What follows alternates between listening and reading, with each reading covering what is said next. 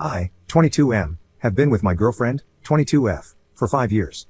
We've been together since high school, and until recently, I've always considered her to be my future wife. I even bought a ring and was planning on proposing over the coming months, but now I'm not so sure. Last weekend was my girlfriend's best friend's birthday. She and her friends booked a private lounge at a club, and I didn't go since I wasn't invited. I hate clubbing and things associated with that anyway, so I didn't really care. I was actually looking forward to spending an evening alone and just binging Netflix or something.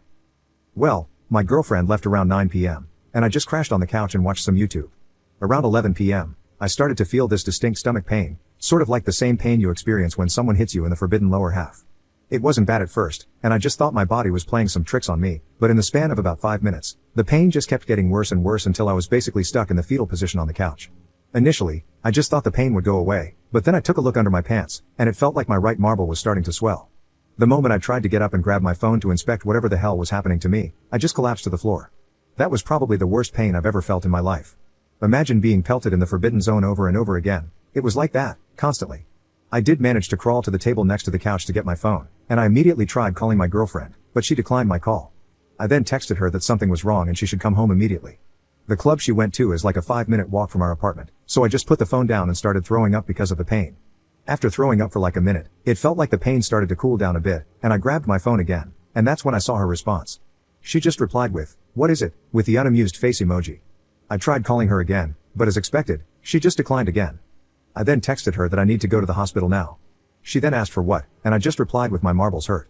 I then just dialed emergency services. I explained my situation to the emergency responder, and she asked if there was somebody who could drive me to the hospital, and I stupidly said yes. I thought my girlfriend would be home soon, and she would drive me to the hospital. I felt embarrassed to call an ambulance because my marbles hurt. After I told the emergency responder this, she then told me that she would call me again in 10 minutes to make sure I was being driven to the hospital. I then put down the phone and went back to vomiting on our carpet.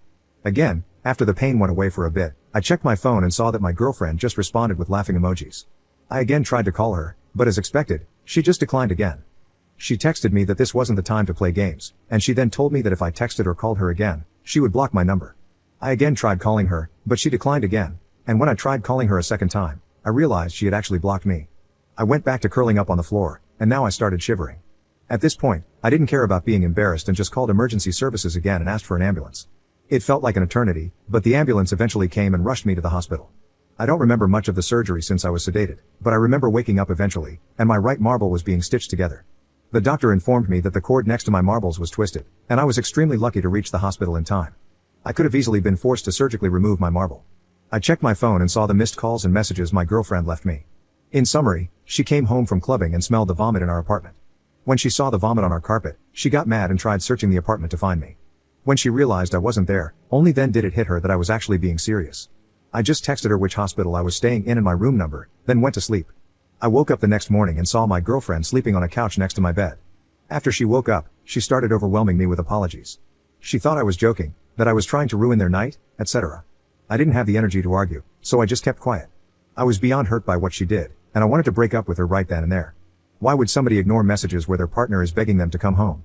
Not only that, she stayed in the club until 3 a.m. and didn't even consider going home to check on me. She did stay with me in the hospital for the remaining 2 days I was admitted there and did take good care of me, but I was still beyond pissed at her. Ever since coming home yesterday, I've been wanting to dump her, but at the same time, I feel like she genuinely thought I was joking and made a mistake. I feel conflicted and don't know how to proceed in this situation. Update 1. First of all, I just want to thank all of you for the amazing support. It's been quite overwhelming, to say the least. Before I get into the update, I would like to clear up some misconceptions brewing in the comment section of my last post. No, I have never pulled any malicious pranks on my girlfriend to get her to come home early from a night out or anything, nor do I have an issue with her going out as long as she doesn't come home at like 6 a.m. And no, I've never blown up her phone like that while she was out with friends. We usually go out together since we share the same friend groups. Here are mine and her messages from WhatsApp as it happened since people thought I just texted her my marbles hurt or something. First, she declined the 2 initial calls I made to her. Then I texted her name, "Please come home, something is wrong." She texted back, "Ha, can't talk right now, what is it?" with the unamused face emoji. I tried calling her again, she doesn't pick up. I need to go to the hospital. Ha, what? Cue me frantically calling her 2 more times and her still not picking up. My marbles really hurt, please come home now, something is wrong. She sends back 6 laughing face emojis. I tried calling her again twice after calling emergency services. I swear, don't bother me again or I'm blocking you. Let me freaking enjoy my night out. I tried calling her again twice and got blocked. At this point, the pain was too bad to try anything with her anymore, and I just called an ambulance. Her next message after unblocking me at 2 a.m, "Op, why the hell is there vomit in the living room, and where the hell are you? Why is the front door unlocked if you left somewhere?" She then went into a full mental breakdown as she realized I was serious about going to the hospital and sent over 70 messages afterwards. Yes, it was stupid of me to expect her to drive me to the hospital since she was drinking, but again, in that type of pain, you don't think clearly. I think I needed her more for moral support, and I did it out of pure instinct. Not immediately calling an ambulance was also stupid of me. I was in a lot of pain, but stupidly at the time thought that whatever I was going through would eventually calm down, and driving to the hospital would be better than calling an ambulance. Also, in hindsight, being embarrassed about calling an ambulance over my marbles was definitely also really stupid. The amount of mental gymnastics some of you did in my comments to paint me as some sort of dweeb or emotionally needy person for bothering my girlfriend was truly mind-blowing to me. I promise you if my girlfriend was in my position and I ignored her, none of you would be defending me. Now for the update. Thank you to all those who wished me a speedy recovery. I'm doing much better now. Not being able to go to work for the next 3 weeks is definitely a bummer though. I work for my dad's construction company, and my job requires lifting a lot of heavy weights. I'm also prohibited from having any bedroom intimacy for the next 2 to 3 weeks as well. I might have also developed some trauma due to the pain, and I randomly get the same sensation again, and I get super anxious until it goes away. As for me and my girlfriend, it's complicated. As so many of you and my mom told me, 5 years is definitely a long time to throw away without having a proper conversation with her. So I did just that. I told her how hurt I felt by everything and mentioned the following points: her ignoring my messages and declining my calls. Yes, clubs are loud, but where I'm from, there are areas where you can definitely have a conversation over the phone, blocking me after I tried calling her not checking on me once, even though the club she went to is only a 5-minute walk from our apartment, and her being angry about the vomit instead of being concerned. After hearing all that, she got defensive and told me that I could have conveyed my situation better and that she genuinely thought I was joking. She was drunk and wasn't thinking clearly. She also told me that it couldn't have been that painful and I was over-exaggerating. I then told her yes, I could have phrased my messages better, and I apologized for that, but I described the pain I was in and told her that I barely had the strength to text her, let alone send her a detailed description of what was happening to me, and definitely couldn't think straight throughout everything. After hearing what I said, she started crying and apologizing for what she did. She told me if she knew how serious it was, we wouldn't have been having this conversation. She then also apologized for her being mad over the vomit. According to her, she was drunk and tired and was just expressing frustration. I then asked her why she thought I was joking and if she was cheating on me, because this was seriously out of character for her, hence why I immediately trusted her with this. She started crying harder, and she looked like I just slapped her in the face.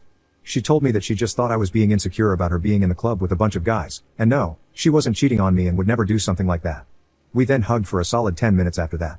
The next part was really hard for me, but I told her I need some space to gather my thoughts and told her she needs to stay with her parents for the time being. She immediately started having a mental breakdown and asked if I was breaking up with her. I told her I wasn't sure and needed time to see if I still trusted her after all of this, and what she did was beyond disrespectful. How could I trust someone with my life after they pulled something like this?